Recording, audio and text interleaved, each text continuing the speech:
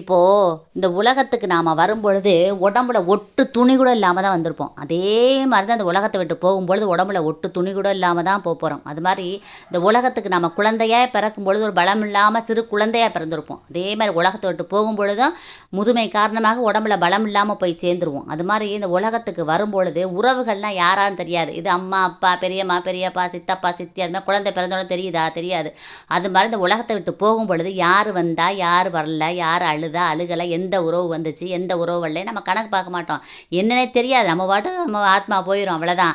அது மாதிரி இந்த உலகத்துக்கு நம்ம வரும்பொழுது நம்மளை குளிக்க வச்சு சுத்தப்படுத்தி அதெல்லாம் பார்க்குறதெல்லாம் அடுத்தவங்க தான் அந்த வேலையெல்லாம் பார்த்துருப்பாங்க. அது மாதிரி இந்த உலகத்தை விட்டு போகும் பொழுதும் 4 பேர் நம்மளை குளிக்க வச்சு சுத்தப்படுத்தி அனுப்பிவிடுவாங்க. அது மாதிரி இந்த உலகத்துக்கு நாம் வரும்பொழுதும் பெரிய பணத்தை பதவியை நகை நட்டு அந்தஸ்து சொத்து பங்களா கார் எல்லாத்தையும் கொண்டுட்டா பிறந்தேன் வரும்போதே பிறக்கும்போதே கொண்டுட்டா வந்தோம் இல்லை.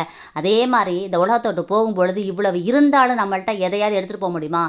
வெறும் உடம்பாக தான் போகும். அது மாதிரி ஒன்றுமே கிடையாது. சும்மா தான் போகும். அது மாதிரி இந்த உலகத்துக்கு நாம் பிறக்கும் பொழுது நமக்கு நடக்கிற வயசு வரைக்கும் அம்மா தூக்கி வச்சு நடப்பாங்க. அதே மாதிரி இந்த உலகத்தை விட்டு போகும் பொழுது நம்மளை சுமந்து போகிறது 4 பேர் தூக்கிட்டு போய் சுமந்து போய் அந்த இடத்துல சேர்ப்பாங்க. அந்த அளவு தான் அதான் வாழ்க்கை. அது மாதிரி இந்த உலகத்தில் நம்ம பிறக்கும் பொழுது குழந்தைங்கிற பேரோட பிறந்தோம். அந்த உலகத்தை விட்டு போகும் பொழுது பிணம்ங்கிற பேரோட போய் சேருவோம். அதான் வாழ்க்கை.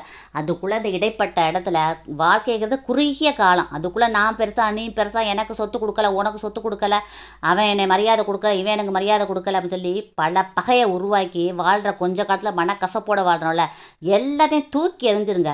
நம்ம வார்த்தையால் 4 பேர் சந்தோஷப்படுறாங்களா அந்தளவு நம்ம புன்சிரிப்போட மனித நேயத்தோட 4 பேருக்கு ஒரு சந்தோஷப்படுத்துகிற விதமாக வாழ்ந்துட்டோம்னு வச்சுக்கோங்களேன்.